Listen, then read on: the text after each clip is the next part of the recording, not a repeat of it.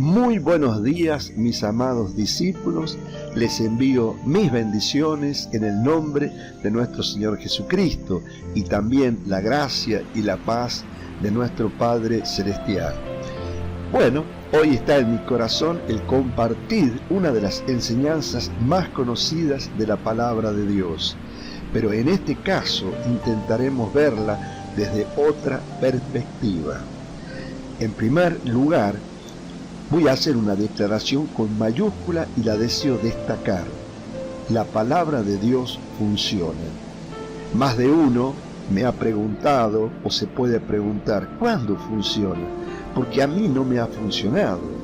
Todas las cosas creadas en este universo funcionan de una manera directamente proporcional a la perseverancia, interés, dedicación que tú le dediques. Me encuentro a diario con personas que me hablan de sus desdichas, sus problemas y obstáculos, y cuando les hablo de Dios y su poder, su respuesta es: Él no me escucha, Él no me responde.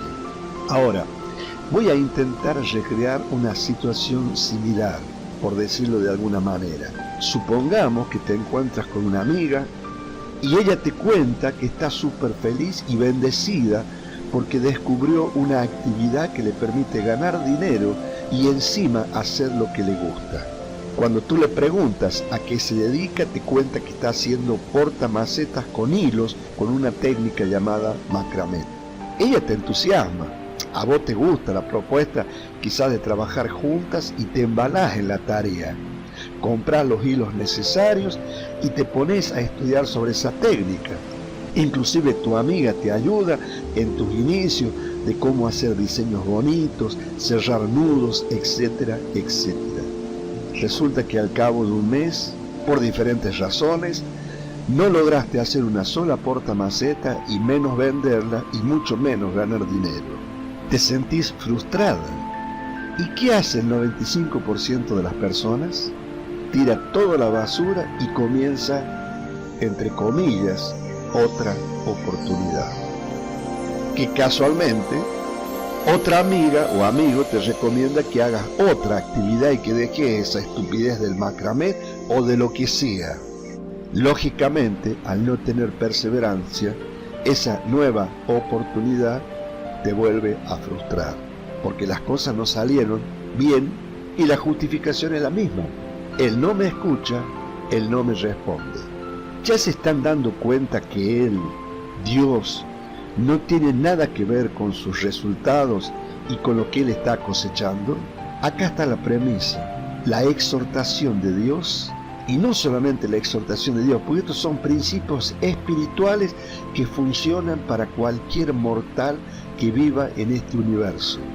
Para que las cosas cambien, usted tiene que cambiar. Si vos deseas que tu vida cambie, tú debes cambiar. Si tú cambias, te lo aseguro y te lo garantizo, porque Dios en su palabra lo garantiza, todo cambiará. Buscar el reino de Dios y su justicia producirá los cambios que estás anhelando, te permitirá corregir los errores del pasado. Y yo estoy aquí para decirle que los próximos años pueden ser diferentes y maravillosos para ti. Si tú deseas vivir una vida abundante y victoriosa, tengo la clave, la fórmula para que lo logres. Es tan simple, pero tan simple, que si todos la aplicáramos de una manera perseverante, nuestras vidas brillarían. Quiero comentarle así rápidamente cuáles son los 3 puntos principales de la filosofía que te garantiza el éxito. Número 1. Cambia tu filosofía de vida. ¿Cómo? Comprométete a estudiar 1 hora por día la palabra de Dios. Ese sería el primer paso. Si eres perseverante y le dedicas a estudiar y a entender por lo menos 1 hora por día la palabra de Dios, todas las enseñanzas que están encerradas y los principios espirituales que están encerrados en la palabra de Dios van a empezar a ser parte de tu ser, parte de tu vida. El punto 2, dirige el timón de tu velero. Todos nosotros somos como veleros, y los vientos soplan para todos de la misma manera. Lo que determina el destino de tu vida, lo que determina el rumbo de tu velero, no es ni el viento ni la fuerza de él, sino cómo apuntas el timón al destino que deseas para tu vida. El mismo viento sopla para todos. El viento de los desastres, el viento de las oportunidades, el viento de los obstáculos, el viento de los cambios, el viento social, el viento político. La diferencia no está en la fuerza del viento, sino a dónde diriges el destino de tu velero. Y por último, el último de estos tres principios fundamentales: ayuda a otros. Si encontraste y aplicaste la filosofía de vida que está cambiando tu vida, el último paso fundamental y necesario es compartirla con otros, porque si tú ayudas a otros, estarás cumpliendo la ley de Cristo. Quisiera que me acompañen, por favor, al libro de Mateo, en el capítulo 13, y comenzando a leer el versículo 3. Dice así: y les habló muchas cosas por parábolas, diciendo: he aquí el sembrador salió a sembrar. El sembrador tenía el deseo, la voluntad de sembrar la buena semilla. Versículo 4. Y mientras sembraba, parte de la semilla cayó junto al camino, y vinieron las aves y la comieron. Ahora vamos a verlo desde una perspectiva cotidiana. Yo le invito a Mónica. Mónica está entusiasmada, le hablé de Dios, le hablé de su palabra y la invité a la reunión de los martes. Y ella se comprometió a venir y a participar de esa primera enseñanza que yo quería compartirle, porque yo estoy viviendo de alguna manera el tercer punto, que es el de ayudar a otros y de llevarle este evangelio de las buenas nuevas. ¿Y ustedes saben lo que pasó? Los pájaros. Se encontró con un pájaro que le dijo: ¿qué haces esta noche? ¿Por qué no te venís a casa y tomamos una cerveza y compartimos? Y se olvidó del compromiso que había tenido inicialmente. Ella estaba entusiasmada y se comprometió a poner a Dios primero, y cualquier circunstancia, por más insignificante, la apartó. Dice el versículo 19: cuando alguno oye la palabra del reino y no la entiende, viene el malo, él a través de sus secuaces, y arrebata lo que fue sembrado en su corazón. Este es el que fue sembrado junto al camino. El sembrador sigue sembrando, esa es la clave. No te distraigas por los pájaros. ¿Qué es lo que le digo yo a mis discípulos? Conoces la palabra de Dios, la haces viva en tu vida y comparte con otros. Ahora, no te pongas a luchar contra los pájaros. Los pájaros van a estar ahí, pero lo importante es reconocer y recordar que los pájaros no son tantos comparado con la semilla que estás sembrando. ¿Qué hizo este sembrador, que era un experto sembrador y que tenía la buena semilla? Él no se preocupó por los pájaros, él siguió sembrando. Versículo 5. Parte de esa semilla cayó en pedregales donde no había mucha tierra y brotó pronto, porque no tenía profundidad de tierra, pero salido el sol, se quemó y porque no tenía raíz, se secó. Cuando las personas a las cuales vos le predicás, a las cuales vos la ayudás, la fortaleces, dice, no tienen raíz en sí mismos. ¿Pero por qué no tienen raíz en sí mismos? Porque no han estudiado por sí mismos. Nosotros habitualmente le comentamos que son personas que viven de la creencia ajena o de la fe ajena. Ellos tienen fe si el otro tiene fe, pero no tienen raíz en sí mismo. Versículo 20. Esta es la explicación de esta categoría donde cayó la semilla. Y el que fue sembrado en pedregales, este es el que oye la palabra y al momento la recibe con gozo, pero no tiene raíz en sí, sino que es de corta duración, pues al venir la aflicción o la persecución por causa de la palabra, luego tropieza. ¿Se dan cuenta? Entonces nosotros que tenemos conocimiento y que queremos cambiar nuestra vida, tenemos que estar atentos a estas indicaciones, a estas señales de alarma que la misma palabra nos va diciendo cada vez que nosotros leemos y estudiamos su palabra. Porque el sembrador no tiene responsabilidad sobre qué tipo de tierra es.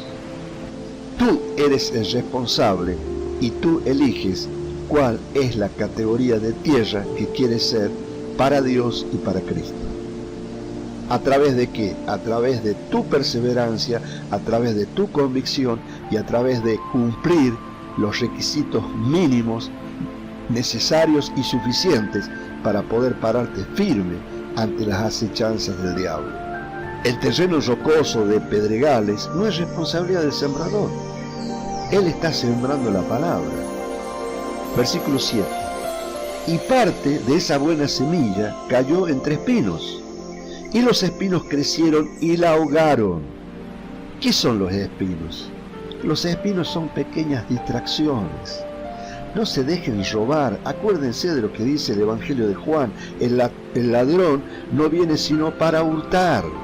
Él va a intentar por todos los medios, espinos, distracciones pequeñas, distraerte de la palabra de Dios y de las cosas que son importantes. La palabra de Dios nos enseña y nos exhorta: buscad el reino de Dios y su justicia, y todas las demás cosas que necesitas para la vida y la piedad van a ser añadidas. Esa es la clave, ese es el secreto. Versículo 22. El que fue sembrado entre espinos es el que oye la palabra, pero el afán de este siglo, las distracciones y el engaño de las riquezas ahogan la palabra y se hace infructuosa. La pequeña semilla sembrada por el sembrador comienza a crecer, pero ¿qué ocurre? Los espinos la ahogan. Son pequeñas distracciones. Fíjense lo que dice la palabra: el afán de este siglo, las ansiedades de este siglo, las preocupaciones, el engaño de las riquezas. Cada uno de nosotros ha pasado por esta situación, en donde propuestas económicas nos alejan de la palabra de Dios y simplemente nos convertimos en militantes, entre comillas, no en hacedores, sino en militantes de una doctrina o de una denominación, pero no estamos cumpliendo el plan de Dios, que es ser embajadores en nombre de Cristo y llevar adelante nuestro ministerio personal de evangelización y de nuestro propio ministerio que Dios nos concedió a nosotros de reconciliar a Dios con las personas. Recuerde lo que hemos aprendido en todo este tiempo. El ministerio de la reconciliación y la palabra de la reconciliación fue dada por Dios a los creyentes. A los creyentes. No es obligación del pastor, no es obligación del ministro, es obligación nuestra de manera personal de llevar las buenas nuevas del Evangelio. Por años yo viví confundido, creyendo que no era mi responsabilidad y simplemente acompañaba una determinada denominación. Esa no es la verdad de Dios. Imagínense si los apóstoles hubieran hecho lo que muchos de nosotros hicimos y hacemos hoy en día. Simplemente cumplimos con ir a la denominación un día determinado de la semana. Punto. Ahí terminó nuestro compromiso con Dios. Esa no es la voluntad de Dios. La voluntad de Dios es que compartamos su palabra, vivamos ese ministerio de la reconciliación y llevemos la palabra de la reconciliación a nuestros amigos, a nuestra familia, a nuestros compañeros de trabajo. No nos dejemos engañar por las pequeñas distracciones. Me ha pasado en varias oportunidades que tenemos una reunión que está anunciada con anticipación de una semana o de 3 días, no importa el tiempo, y llega el día y la persona que yo invité, a la cual se comprometió a estar porque le interesaba conocer acerca de Dios, no vino, no estuvo presente. Y cuando le preguntas por qué, no, resulta que mi hija necesitaba que la ayude. ¿No la podías ayudar después? ¿Se dan cuenta de lo que quiero transmitirles? No se dejen engañar. Vamos al versículo número 8. Pero parte cayó en buena tierra y dio fruto, cuál a 100, cuál a 60 y cuál a 30 por uno. El sembrador siguió sembrando la buena semilla y finalmente, ¿por medio de qué? De la perseverancia, la semilla cae en buena tierra. Acompáñenme por favor al versículo 23 que dice: mas el que fue sembrado en buena tierra, este es el que oye y entiende la palabra, y ¿saben qué? Da fruto, y produce a 100, a 60 y a 30 por uno. ¿Cuál es la exhortación mía a través de esta enseñanza de la palabra de Dios? Decide ser buena tierra. Está en tus manos, porque el sembrador sembró la buena semilla, y la buena semilla es la palabra de Dios. Y el sembrador no solamente que te dio la buena semilla, sino que te dio inclusive todas las herramientas para que vos la guardes, la cuides, la protejas y la riegues a esa semilla. Tú tienes la responsabilidad de convertirte en buena tierra. ¿Cómo lo vas a hacer? Sacando los espinos, quitando las piedras, cuidando esa semilla como una madre y un padre cuidan a ese bebé que recién nace. No lo deja tirado, no lo abandona, lo alimenta, lo sustenta, lo cuida, lo abriga, lo refresca, le da todo el cuidado que le tiene que dar una madre y un padre a su hijo. ¿Para qué? Para que esa semilla crezca, sea fuerte, esté arraigada en la tierra y dé fruto a 100, a 60 y a 30. Yo no sé si ustedes lo saben, pero todos nosotros, los hijos de Dios, vamos a ir al tribunal del Bema. El tribunal del Bema es el tribunal de las recompensas.